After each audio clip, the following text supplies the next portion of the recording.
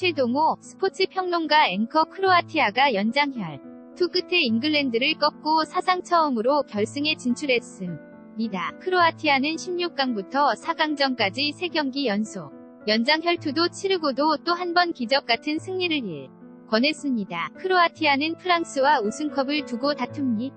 최동호 스포츠 평론가와 월드컵 소식 자세히 알아보겠습니다. 안녕하세요. 인터뷰. 네, 안녕하세요. 앵커.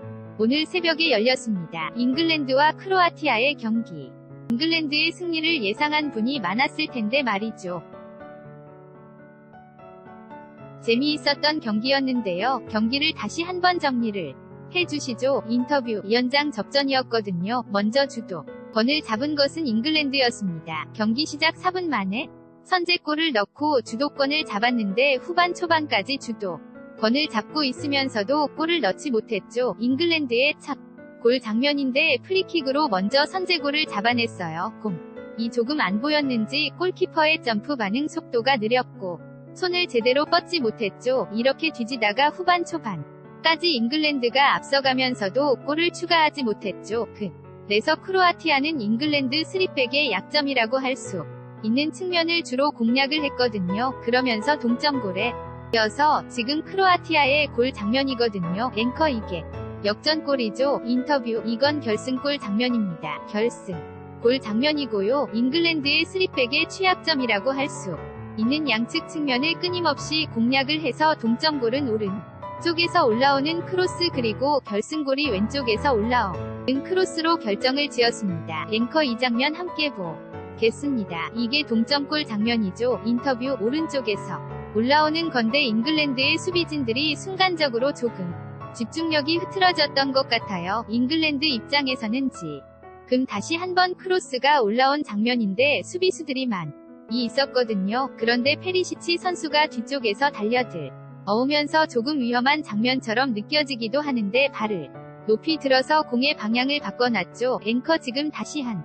번 보겠습니다. 이 발이 너무 높이 올라가서 저거 혹시 심판이 휘슬을 불지 않을까 싶기도 했었는데 인터뷰. 만약에 저 장면이 미드필드에서 벌어졌다고 한다면 어쩌면 심판이 휘슬을 불었을 수도 있을 텐데 월드컵 준 결승전 바로 골대 앞에서 공이 날아오는 저 순간에 슈스 로바를 올린 것을 휘슬을 불기는 좀 여간한 강심장이 아니면 힘들다고 봐야 되겠죠. 앵커 어쨌든 동점골이 위기를 바꿨다고 봐야 됩니까? 인터뷰. 그랬죠. 주도권을 잡은 것은 잉글랜드가 먼저였거든요. 후반 초반까지 도 앞서갔었습니다. 그런데 그 기간 동안에 크로아티아의 수비가 추가 실점을 하지 않았고 크로아티아 수비에서 가장 칭찬해주고 싶은 것은 역시 노련한 미드필더였어요. 미드필더들이 수비의 부담을 많이 줄여줬고요. 그 다음에 끊임없이 측면을 공략했던 크로아티아가 결국에는 측면에서 올라오는 크로스, 왼쪽, 오른쪽에서 각각 하나씩 골을 뽑아냈죠. 만주키치 같은 선수는 결승골을 뽑아냈는 경기 내내 볼터치가 15번에 그쳤거든요. 그러니까 거의 보이지가 않았고 경기 내내 부진했다고도 볼 수 있습니다. 그러나 에이스의 역할은 역시 골이고 승리를까 저우는 골을 필요한 순간에 경기가 연장전까지 120분 이었는데 119분을 못하더라도 에이스는 역시 골로 승부를 가르면 1분 활약이 자신의 평가를 가지고 오는 거죠. 앵커. 그렇군요. 크로아티아의 미드필드진을 보고 금중원이라고 하잖아요. 그 정도로 세계 최강의 선수들을 보유하고 있는데 오늘 활약이 어땠습니까? 인터뷰. 역시 앞서 말씀드린 대로 미드필더들이 경기의 흐름을 주면서도 빼앗긴 상태에서도 수비 일선에서 부딪히면서 탄탄하게 추가 실점을 막았거든요. 미드필더에서 측면으로 빠져나가는 패스를 노련하게 잘 뿌려줬습니다. 그런데요. 우리가 크로아티아의 미드필드를 얘기할 때 또 크로아티아라 는 팀을 얘기할 때 모드리치 선수를 가장 먼저 얘기하거든요. 세계 정상급의 미드필더로 크로아티아의 게임메이커 같은 역할을 하는데 오늘 경기에서 놀라웠던 점은 모드리치를 많이 칭찬해 주시는데 저는 좀 모드리치가 부진한 느낌도 없지 않아 있다고 보거든요. 그리고 순간순간 체력적으로 힘든 모습도 나왔었고요. 그런데 크로아티아가 모드리치 한 명에 의존하는 팀이 아니라 미드필더의 키티치나 그 밖의 선수들처럼 워낙 노련한 미드필더들이 많았기 때문에 조직력 그리고 다른 선수들의 노련한 플레이 로 모드리치 선수의 체력적인 부담을 메워가면서 극복을 해냈다고 저는 평가를 하거든요. 이 모드리치가 대표적인 크로아티아를 대표하는 선수이기는 하지만 크로아티아가 모드리치 한 명에게 위존하는 팀은 아니었고 조직력과 논리를 겸비한 팀이다, 이렇게 볼 수 있을 것 같습니다. 앵커 이제 결승에 오른 크로아티아, 경기 시작 전에 16강과 8강전을 연장 혈투 끝에 올라갔거든요. 이번에 도 연장전을 치렀습니다. 체력적으로 좀 무리가 있지 않았을까 싶었는데 경기를 아주 잘 해냈어요. 인터뷰. 그 점은 정말 놀랍니다. 우리가 흔히 얘기하가 투지나 한국 축구를 두고서 많이 나오는 얘기죠. 2002년 우리 한국 대표팀의 경기 모습, 이런 것들을 크로아티아가 다시 한번 보여준 게 아닌가라는 느낌이 들 정도였거든요. 더군다나 16강전 덴마크, 8강전 러시아와 장전을 치르고 들어간 4강전에서 경기 시작 4분 만에 먼저 선제골을 내주게 되면 심리적으로 타격도 있고 경기 의 흐름을 뒤바꾸기가 여간 쉬운 게 아니거든요. 오히려 연장전에 들어가서는 크로아티아 선수들이 오히려 잉글랜드 선수들을 더 압박하는 모습도 보였고요. 크로아티아 선수들의 신체보다도 정신력 등등을 지금 칭찬해주고 싶은데 3경기 연속 연장전 승부에서 승리를 가져갔다는 것은 어떻게 보면 운도 좋았다고 볼 수 있지만 저력이라고 봐야지 되겠죠. 앵커 잉글랜드를 보면 잉글랜드는 결국 오늘 뭐가 부족했을까요? 인터뷰. 잉글랜드 패배의 원인을 딱 하나로 짚으라고 한다면 골 결정력입니다.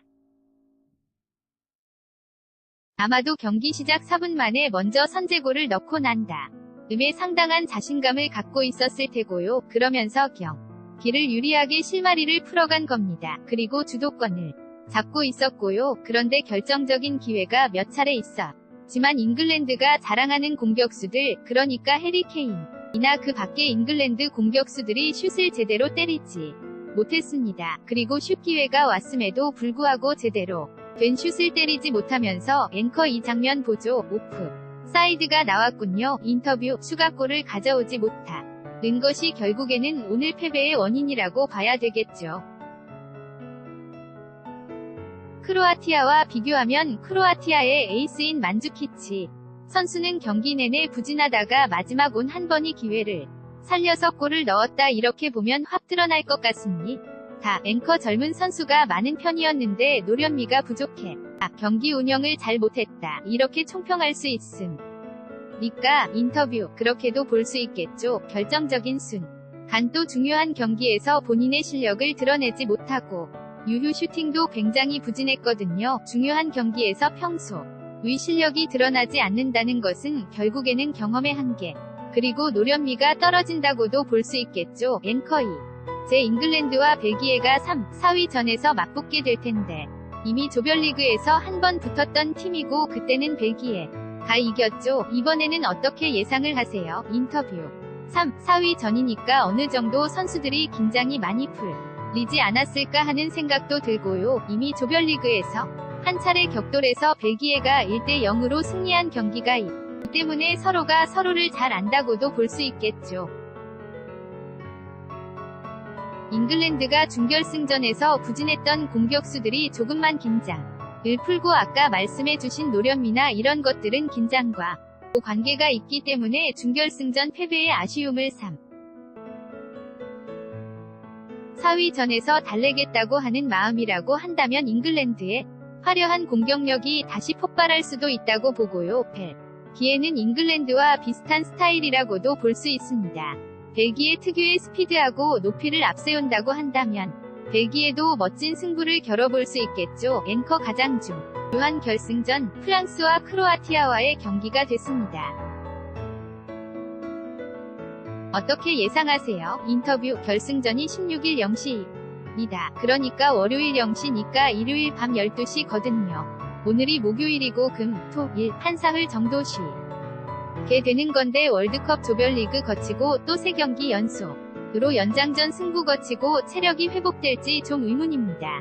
더군다나 모드리치나 만주키치 선수처럼 크로아티아 선수들의 주축 선수들이 30대 초반이거든요. 때문에 체력적으로 부담이 될 수 있다고 보고요. 프랑스는 분명히 이 점을 노려서 후반 20분 이후에 승부를 내는 전략을 가지고 가지 않을까라고 예상이 되는데 크로아티아 입장에서는 분명히 프랑스의 이런 전략에 대비해서 먼저 선제 골 넣고 전반전에서 앞서가는 경기 흐름을 가져가는 것이 무엇보다 중요하지 않을까 생각이 됩니다. 이런 관점에서 보면 선제골을 누가 먼저 터뜨리느냐가 승부의 향방을 가릴 수 있다고 볼 수 있습니다. 앵커 크로아티아가 경기 시작하면서 강하게 압박하면서 경기를 시작할 가능성이 높다고 봐야겠네요. 인터뷰 그렇게 되면 처음에 경기력 밸런스를 경기 내내 끌고 갈 수 있을까라는 부담감이 있거든요. 크로아티아 입장에서는 체력이라는 관점으로 보게 되면 크로아티아 역시 전반전을 수비 위주로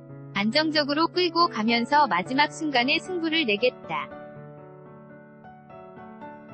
후반전에 더욱 격돌이 될 수 있는 경기이기도 하죠. 앵커 개인적으로는 어떻게 예상을 하세요? 인터뷰 항상 어려운 질문인데요. 여러 가지로 보게 되면 프랑스가 좀 더 유리한 입장이라고 보고요. 그런데 은근히 바라기는 심정적으로는 크로아티아가 한번 우승을 해서 월드컵을 뒤집어 놓으면 어떨까 하는 생각이 들기도 하죠. 앵커 우승하게 되면 첫 우승이 되는 거죠. 크로아티아로서는 인터뷰 네, 크로아티아는 90년에 유고슬라비아 연방에서 독립했고요. 98년에 프랑스 월드컵 첫 출전에 이번에 첫 우승에 도전하는 겁니다. 앵커 그렇군요.